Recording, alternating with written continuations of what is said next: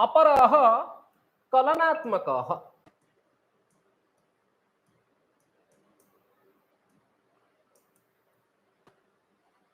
एकः अंतकृत कालः, अपरः कलनात्मकः। कालः द्विविधः। तो अंतकृत कहने से क्या हम लोगों को समझ में आ रहा है ना, लोकानाम। लोकानाम यहाँ षष्ठी विभक्ति बहुवचन का प्रयोग है, इसीलिए हम लोगों को इससे क्या अर्थ लगाना पड़ेगा ना, चतुर्दश लोकानाम, सप्त ऊर्ध्वलोकानाम, सप्त अधोलोकानाम, चतुर्दश लोकानाम यह अंतकृत कालः सः एकः कालः। अंतकृत कथनेन विनाशकृत, जिसका विनाश होता है, नष्ट हो जाता है। तो किसका नष्ट हो रहा है ना, लोगों का नष्ट हो रहा है।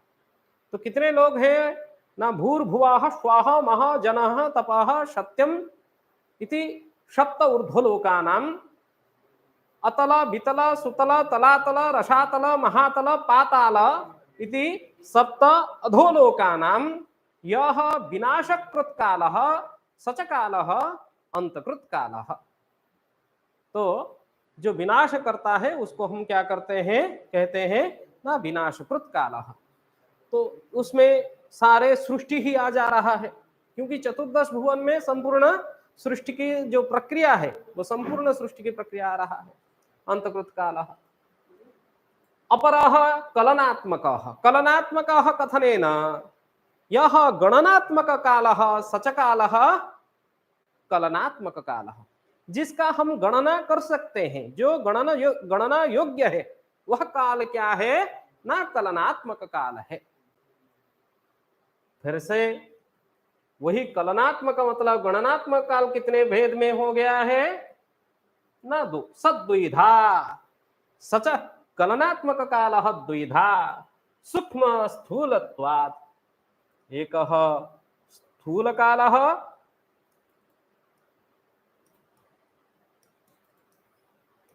अपरः सूक्ष्म कालः।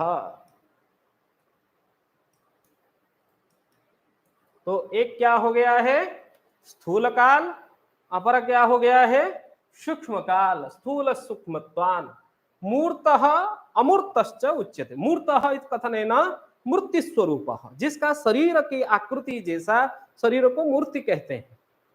जो कुछ आकृति विशिष्ट हो उसको स्थूल काल कहेंगे। मतलब इसका अर्थ क्या है, जो व्यवहार योग्य है, दैनंदिन जीवन में हम जिसका व्यवहार करते हैं वह काल क्या है स्थूल काल। उसको हम क्या कहेंगे, मूर्त काल भी कहेंगे। तो यहाँ प्रश्न क्या है, किसको हम मूर्त काल कहेंगे, किसको अमूर्त काल कहेंगे, यह क्वेश्चन प्रश्न है। मूर्त काल कह, तो स्थूल काल मूर्त काल और सूक्ष्म काल अमूर्त काल। इसमें कई सारे प्रश्न हमारे पास आ रहे हैं।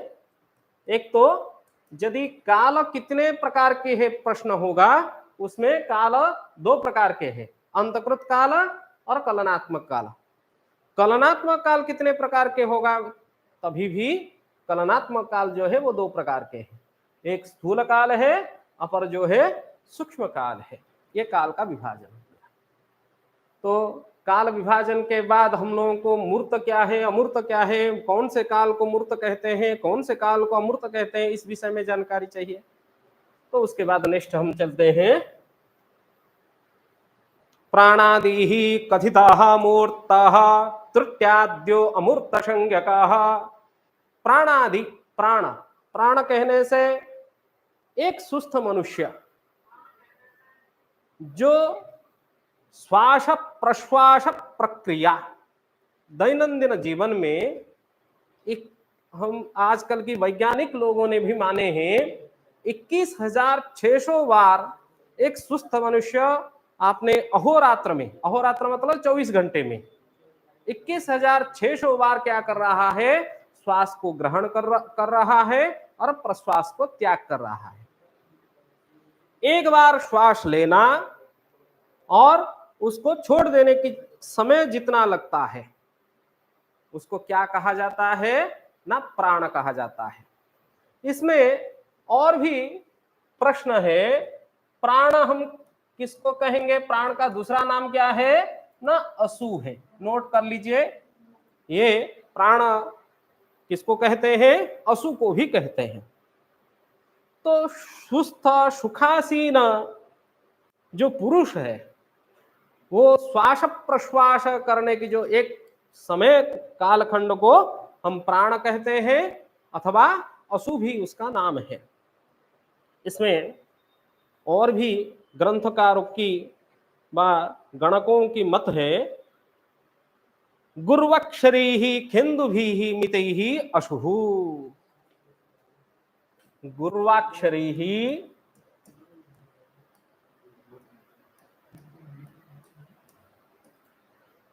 खेन्दु मितै ही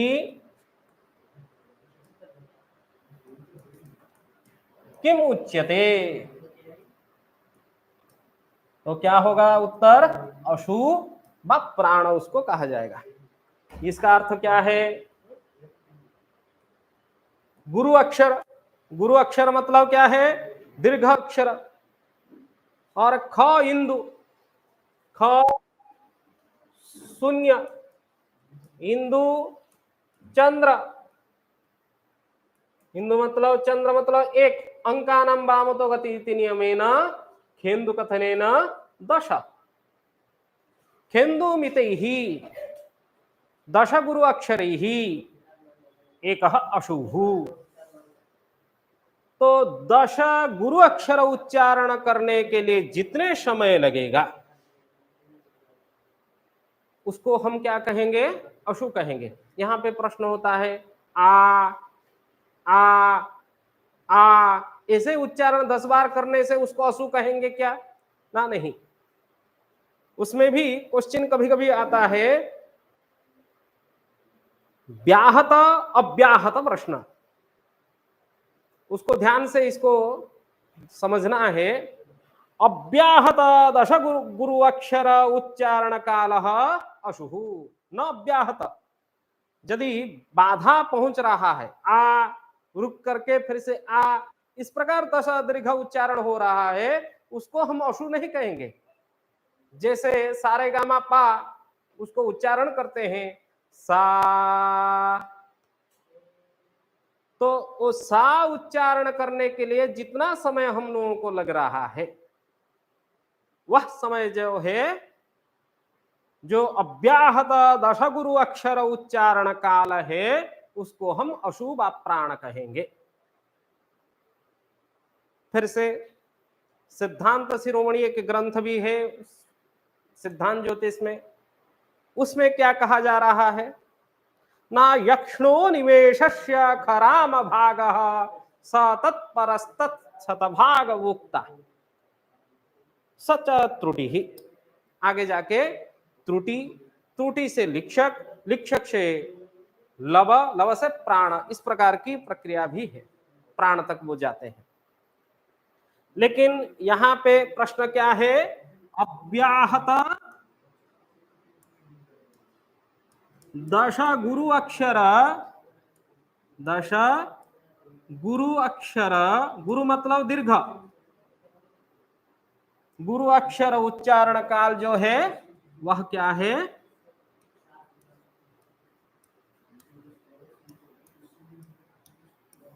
उच्चारण काल को प्राण कहते हैं। इसके बाद प्राणादि ही तो कथितः मूर्तः, प्राणादि से लेके मूर्त काल का गणना हम लोग करेंगे। और त्रुट्यादि अमूर्त संज्ञक, त्रुटि से लेके प्राण तक जो कालखंड होगा वह अमूर्त संज्ञक है। अभी हम लोगों को यह समझ में आ रहा है, प्राण से शुरू करके विनाशक कृत काल तक जो कालखंड है, अंतकृत काल तक जो कालखंड है, यह समय क्या हो गया? स्थूल काल हो गया। और सूक्ष्म काल क्या हो गया है ना? त्रुटि से लेके, त्रुटि से लेकर के प्राण तक जो कालखंड है, प्राण काल तक, यह जो कालखंड है वह क्या हो गया है ना, सूक्ष्म काल है। एक दो प्रकार की विभाजन हो गया है।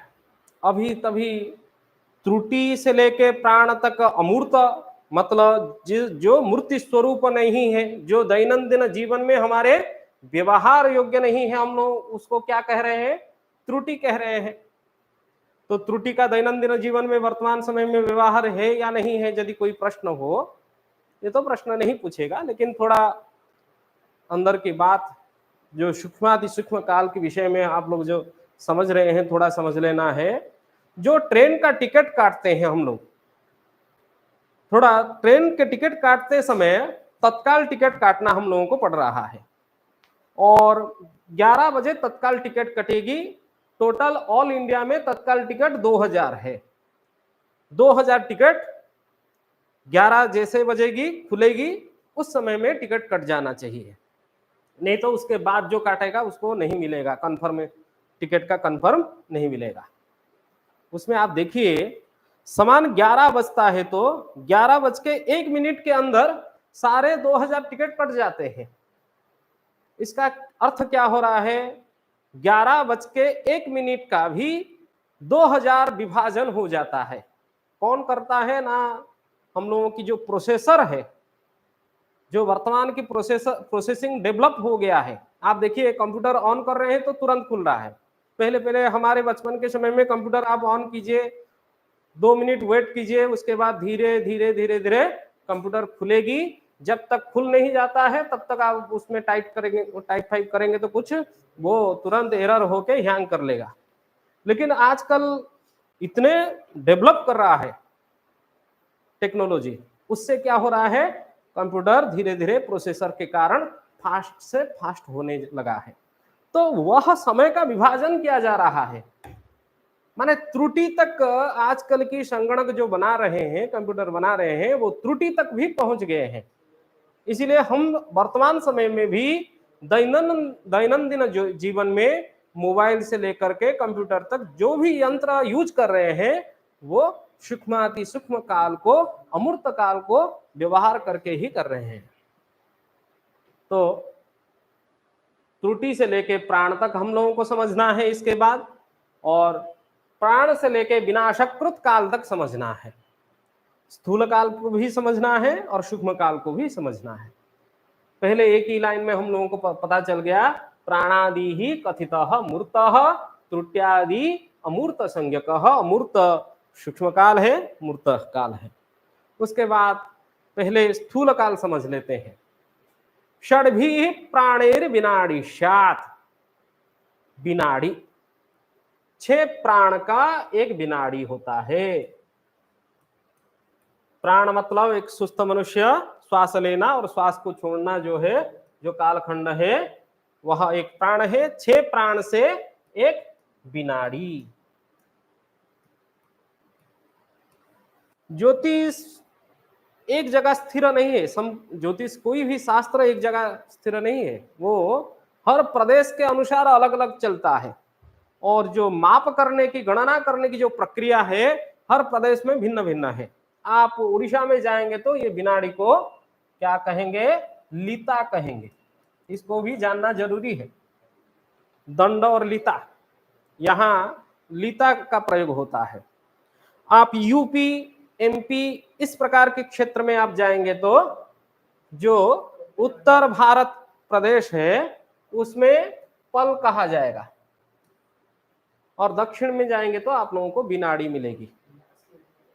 तो विनाड़ी का अर्थ जो है, लीता का अर्थ वही है, पल का भी अर्थ वही है। प्रश्न आ सकता है 6 प्राण कितने पल होते हैं, उसका आंसर भी एक पल है। एक पल में कितने प्राण होते हैं, एक पल में भी 6 प्राण है, एक विनाड़ी में भी 6 प्राण है, एक लीता में भी 6 प्राण है। आंसर एक ही है, लेकिन ये नामांतर है। इस नामांतर को भी आप लोगों को याद रखना चाहिए। षड्भी प्राणीर विनाड़ी स्यात्। उसके बाद षड्भी प्राणीर विनाड़ी स्यात् तत्षष्ट्या नाड़िका स्मृता। तत्षष्ट्या षष्ट्या षष्टी नाड़ी भी विनाड़ी भी 60 विनाड़ी द्वारा 60 विनाड़ियों से क्या बन रहा है? एक नाड़ी, दक्षिण में नाड़ी, और आप जैसे वेस्ट ईस्ट भारत जितना आप देखेंगे उसमें आपको इस नाड़ी शब्द को दंड मिलेगा, दंड, लिता, नाड़ी, बिनाड़ी, और एमपी इत्यादि। उत्तर में घटी, पल। तो 60 बिनाड़ी एक नाड़ी बा 60 लिता एक दंड बा 60 पल एक घटी। इस प्रकार की आप लोगों को याद रखना चाहिए। ठीक है। षड्भी प्राणीर्विनाड़ीस्या तत्षष्ट्या नाड़िका स्मृता नाड़ी षष्ट्या तो नाक्षेत्रम। इसके बाद नवविध कालमान के जो प्रथम सोपान है, अभी कालमान के विषय में हम लोग चल रहे हैं। तत्षष्ट्या नाड़िका स्मृता नाड़ी षष्ट्या तो नाक्षेत्रम। नाड़ी षष्ट्या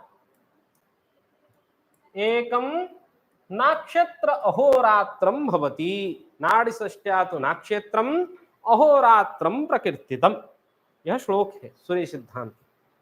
अभी यहां प्रश्न होता है, नवविध कालमान में पहला जो कालमान है वो ब्राह्मम, दिव्यम तथा पैत्रम, वह क्रम है, और अंतिम जो कालमान है वो नक्षत्र है। अभी हम लोगों को जो मूर्त काल के विषय में हम लोग पढ़े हैं, वह स्थूल काल के विषय में प्राण से लेकर के ब्रह्म दिन तक, व ब्रह्म के अहोरात्र तक वह जो कालखंड है, प्राण से लेकर के वह कालखंड को हम स्थूल काल कह रहे हैं। यहां हमारे पास प्रश्न आ गया है, 60 नाड़ी का एक नक्षत्र अहोरात्र है। तो नक्षत्र अहोरात्र किसको कहेंगे? ना भचक्र भ्रमणम एवं नाक्षेत्र दिनम उच्यते। ये भी शॉर्ट क्वेश्चन में आ सकता है। भ चक्र भ्रमणम एक नक्षत्र दिन है।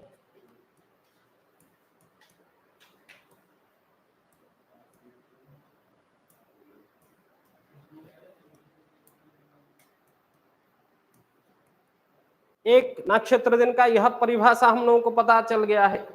और एक परिभाषा है, पृथ्वी जो अपना अक्षीय भ्रमण कर रहा है अपने एक अहोरात्र में 24 घंटे में, 24 घंटा बराबर 60 घटी हो गया। ये नाड़ी को भी हम लोग क्या कहेंगे? घटी भी कहेंगे। 60 घटी का एक नक्षत्र अहोरात्र भी हो गया है। वह 60 घटी बराबर 24 घंटा होता है। 60 घटी बराबर 24 घंटे हैं। तो 24 घंटे में पृथ्वी अपने अक्ष पे एक बार क्या कर रहा है? भ्रमण करता है। उसी अक्षीय भ्रमण को हम एक नक्षत्र दिन कहते हैं। जैसे नक्षत्र द्वय उदयांतरवर्ती काल जो है, ऐसे भी सब क्वेश्चन में आता है। नक्षत्र द्वय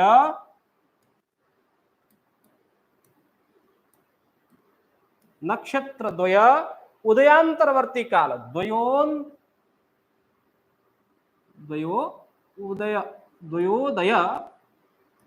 अंतरवर्ती काल, द्वयांतरवर्ती जो कालखंड है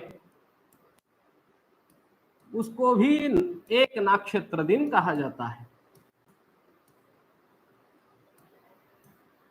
इसका अर्थ क्या हुआ? पृथ्वी 0 बिंदु से 60 घटी व 24 घंटा है। 0 में जिस नक्षत्र में उदय हो रहा है, पुनः उसी नक्षत्र में उदय होने के लिए पृथ्वी को जितना समय लग रहा है, इसलिए भचक्र भ्रमण कर रहा है। संपूर्ण 12 राशि व 27 नक्षत्र को एक अहोरात्र में पृथ्वी अपने अक्षीय भ्रमण के कारण पूरा कर लेता है। उसी कालखंड को हम क्या कह रहे हैं? नक्षत्र दिन कह रहे हैं। इसका अर्थ यह हुआ, 2 नक्षत्र का उदय हो गया है। जिस नक्षत्र में पृथ्वी का उदय हुआ था पुनः उसी नक्षत्र में उदय होने के लिए जितना समय लग रहा है वह 24 घंटा व 60 घटिका होता है, उसको नक्षत्र दिन कहा जाता है, नक्षत्र दिनम। इसलिए भवचक्र भ्रमणम नक्षत्र दिनम व नक्षत्र द्वय उदयांतरवर्ती जो काल है उसको भी नक्षत्र दिन। ये दो परिभाषा आप लोगों को याद रखना पड़ेगा, उससे कोई भी क्वेश्चन आ सकता है। इसी तरह तो तत्त्रिंशता भवेन मासः, उसके बाद कहते हैं 30 नक्षत्र दिन में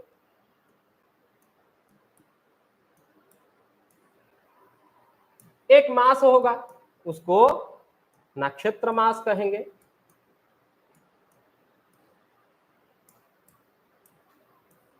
तो क्या हो गया, 30 नक्षत्र दिन में एक नक्षत्र मास और 12 नक्षत्र मास में एक नक्षत्र वर्ष। इसी तरह आगे की गणना भी नक्षत्र दिन संबंधी जो गणना है, आज नवविध कालमान में एक जो नीचे से एक विषय हमारा कंप्लीट हो गया है और उसको हम नक्षत्र दिन कह रहे हैं।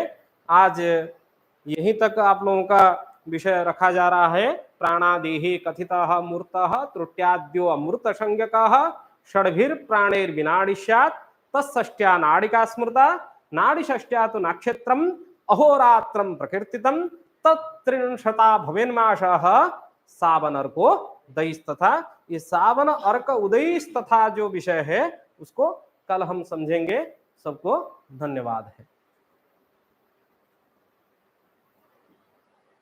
हो गया, तीनों जगह कर दिए।